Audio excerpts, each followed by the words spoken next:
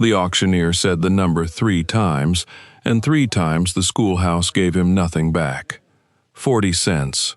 40 cents on a fine oak basket, ladies and gentlemen, and there's fried chicken under that cloth, or I'm a Baptist.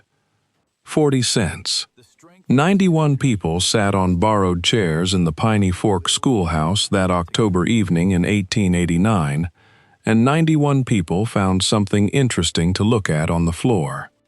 The basket sat alone on the table, where 31 others had sat before it, each one carried off inside 4 minutes by a man with $1 and a red face.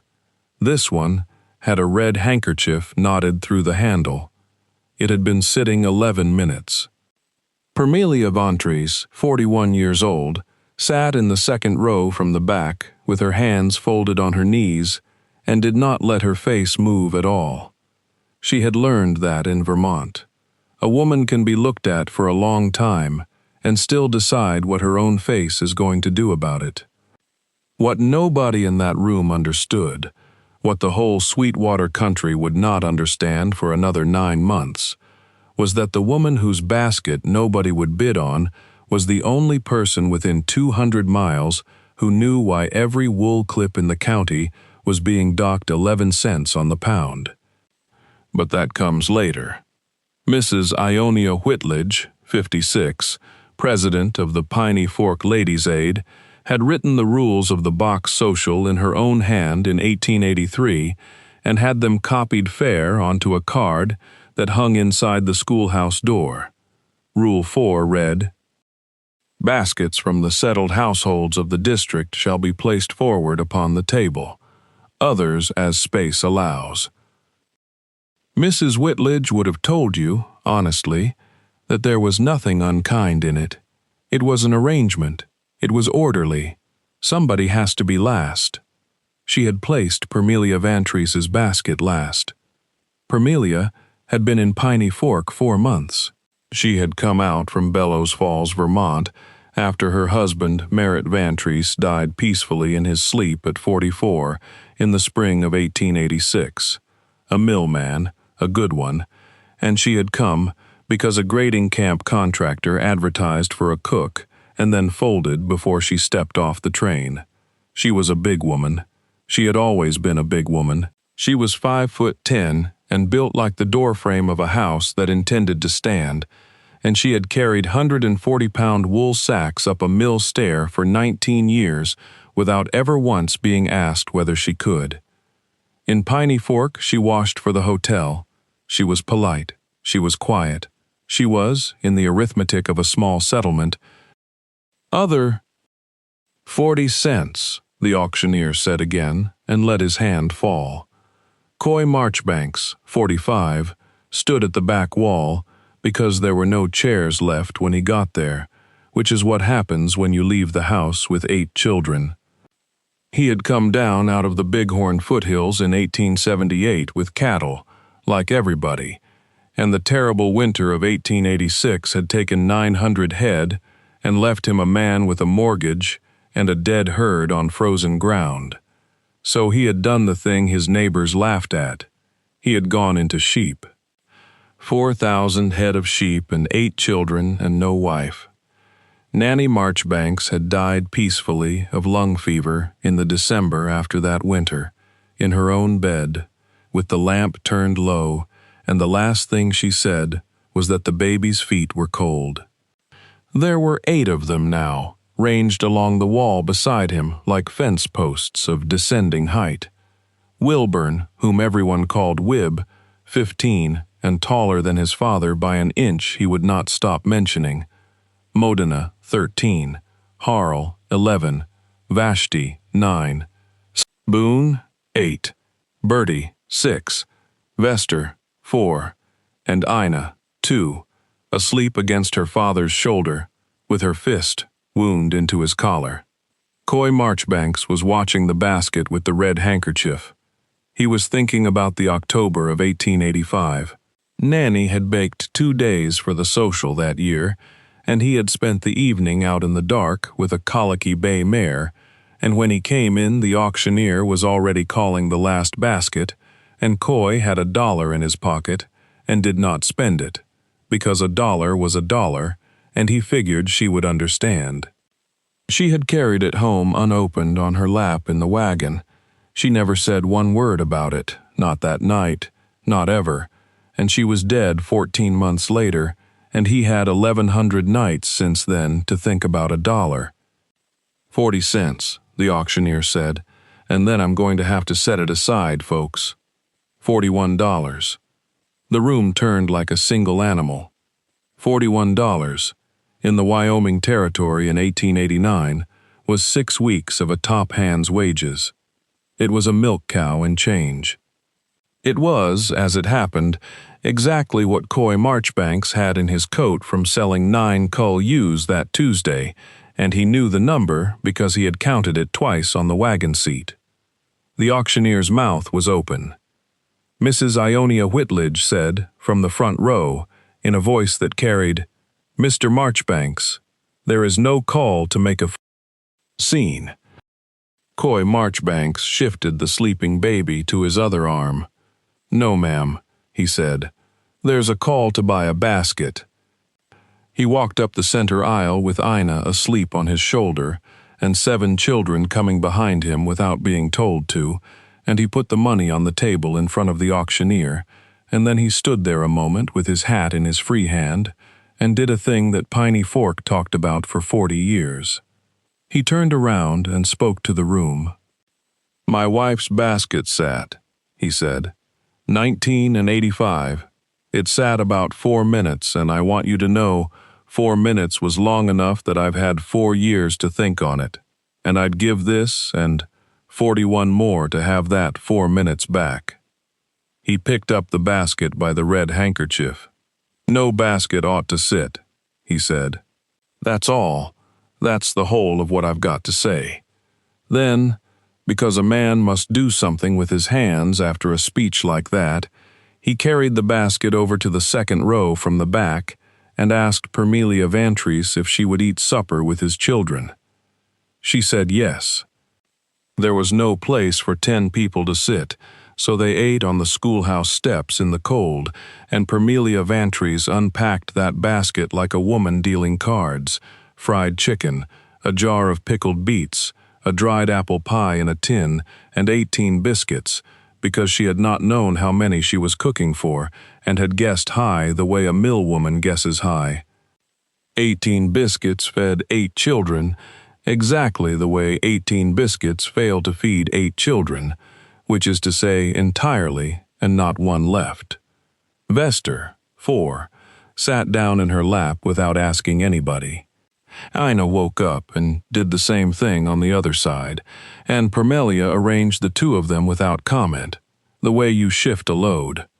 Coy Marchbanks sat on the step below with his coffee and did not look at her too long, being a man who had not sat next to a woman in 3 years and was aware of every bone in his own hands. "You were a mill woman," he said. "That's what they say in town." "Wool sorter," she said. 19 years. Bellows Falls. He set his cup down. "Sorter," he repeated. "You mean grading. You mean you can look at a fleece and say what it is. I can look at a fleece and say what it is, what it isn't, and what the man who tied it up was thinking about instead of his work." Coy Marchbanks was quiet a long moment. "Ma'am," he said, "I have got 4,000 head of sheep, a clip going east in June, and a buyer in Boston who has docked me 11 cents a pound 2 years running and won't put in a letter why." Permelia Vantrease shifted the sleeping 4-year-old on her arm. "Mr. Marchbanks," she said, "I can tell you why right now, and it will not cost you $1. It's your Twine. Here is the thing that a whole county did not know, and a Vermont millwoman knew before breakfast. They were tying their fleeces with sisal binder twine. Everybody was. It was in every mercantile from Rollins to Casper. It was cheap. It held. And it shed.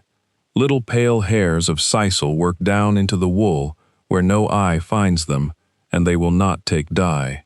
100 bales come into a Massachusetts mill, and go through the scouring and the carding, and out the other end comes broadcloth with 1,000 white flecks in it that no dyer on earth can fix. So the buyer does not write you a letter explaining. The buyer writes 11 cents off the pound and goes to sleep. Paper twine, Permelia said, or hemp, flesh side out, folded to the middle, no belly wool in the middle of the fleece to make weight, no tags, no manure locks. And for the love of God, tell your shearers to stop throwing the second cuts back on the pile. Coy Marchbanks looked at her across the schoolhouse steps for about as long as it takes a man to decide the rest of his life. "I'll pay you $8 a week," he said, "to run my wool house." "You'll pay me 9, said Permelia Vantrease, "and I'll want the say on the shearing floor, and no man on it argues with me twice." "Wib Marchbanks, 15, said Pa, "take it," and got sent to the wagon. She started the first Monday in November. The Marchbanks wool house was a pole shed with a dirt floor and a lean-to full of sisal twine, and she had the twine hauled out and burned in the yard while 11 grown men watched and said nothing, because she was standing there with her sleeves rolled, and there was not one of them who cared to be the first. She built a grading table out of 2 doors. She taught Modena, 13, to skirt a fleece, to walk the table pulling the soiled edge away in one motion, which is a thing that looks like nothing and takes 3 weeks to learn. She taught Harl to run the tie. She taught Boone and Bertie to keep the bellies and the tags in separate sacks, and she paid them in pie, and they would have worked for nothing. She put paper twine on order from Denver at 4 times the price, and wrote out why in a letter so plain that Coy read it twice and then read it out loud to the neighbors at the Grange. They laughed at him. It is important to say that. The Sweetwater country laughed at Coy Marchbanks for a solid winter, the sheepman taking wool advice from the laundress, the widower with 8 children who paid $41 for a basket of chicken. Mrs. Ionia Whitledge did not laugh. She did something quieter and worse. In February, she wrote a letter to the buying house in Boston, on Ladies' Aid paper, mentioning that the Marchbanks clip was being handled that season by a woman of no standing in the district, and that a careful house might wish to know it. She was not a wicked woman. She was a woman who had spent 26 years deciding who belonged, and could not bear to be wrong in front of people. The clip went east in June, 240 bales, tied in paper, skirted, graded into 4 lines, each line marked in Permelia's square mill-hand lettering. The returns came back in August, 26.5 cents the pound. No dock. A letter from the buyer, 4 sentences long, asking whether the Marchbanks house could be prevailed upon to handle other clips in the district on commission, as the firm would take the whole of anything tied that way.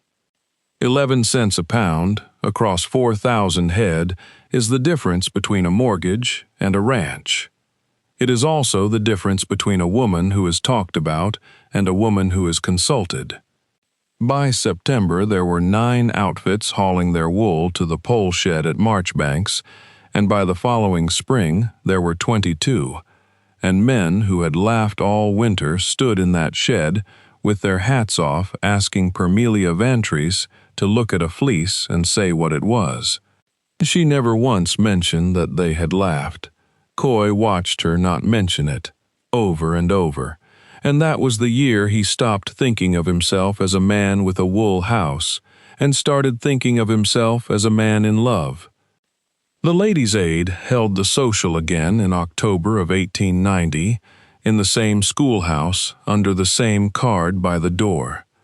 Mrs. Ionia Whitledge's widowed niece had come out from Ohio that summer. Rowena Amick, 33, husband gone peacefully 2 years. No children, no money, plain gray dress, and a basket she had worked on for 2 days. The committee, 3 women who had learned everything they knew from Ionia Whitledge, read Rule 4 and placed Rowena Amick's basket last. Ionia Whitledge sat in the front row and heard her own sentence come out of another woman's mouth, in the same reasonable tone she had always used, arranged around a girl who had her sister's chin. Baskets from the settled households of the district shall be placed forward, others as space allows. She did not say anything. She sat there through 30 baskets with her back straight, and her gloves in her lap, and her face going the color of paper, and she understood, finally and all at once and far too late, exactly what she had built in 1883 and hung on the wall. The auctioneer got to the last basket. He opened his mouth. Permelia Vantrease stood up in the second row from the back, where she still sat, out of habit, and said, $10. There was no bidding after that. There was nothing to bid on. She carried the basket over and asked Rowena Amick if she would eat with her, and then she went and stood beside the front row and asked Mrs. Ionia Whitledge if she would come too, because there was plainly going to be too much food. Ionia Whitledge came out onto the steps and sat down on a plank bench beside a woman she had placed last, and ate fried chicken, and did not manage to say very much. What she did not know was that the Boston letter, the one on Ladies' Aid paper, had been sent back to the ranch in July with a bill of lading, and that Permelia had read it twice at the grading table and then folded it into the stove without showing it to Coy, or to the Grange, or to anybody living. She never told her. She never told anyone. Ionia Whitledge went to her grave in 1904, peacefully, at 71, still believing that letter had simply gone unnoticed in a busy office, and that is a mercy Permelia Vantrease chose to give and then never took credit for. But Ionia Whitledge changed the card by the door. She rewrote it herself that November in her own hand, and the copy hung in the Piney Fork schoolhouse until the building came down in 1931, and it had one rule on it: no basket sits. She deeded the Ladies' Aid lot behind the church for a wool grading shed, and she stood up at the Grange in 1892 and said that the district's prosperity was owed to a Vermont woman, and that anyone who thought otherwise could take it up with her, which nobody did. Coy Marchbanks asked her in the wool house in March of 1891, standing on the other side of the grading table with his hat in both hands, 47 years old and no better at it than he had been at 20. He said he had 8 children and 4,000 sheep and a great deal of debt lately paid off, and no gift at all for saying things. Permelia Vantrease, 43, said, "You said one thing, right in a schoolhouse 2 years ago. That'll do me for a lifetime." They were married in April. Ina, 4 by then, carried the ring on a length of paper twine because she would not be talked out of it. There were 10 plates on the table that night and every night after, and Vester, who was 6, counted them out loud every evening for a year, the way some children count stairs, and nobody ever told him to stop. 1927. The wool house at Marchbanks ran 51 years. Bertie Marchbanks Halloran, Bertie, who had sorted bellies and tags for pie at 6 years old, was 62 the year she stood in front of the Sweetwater Wool Growers meeting to accept a plaque, and the reporter from the Rawlins paper asked her what had made the difference in this county. She was quiet a moment. She said her mother had been a wool sorter out of Vermont. The reporter wrote it down and asked if her mother had been at that first famous social, the one people still told about, where the cowboy paid $41. She was the basket, Bertie said, and nobody would bid on it.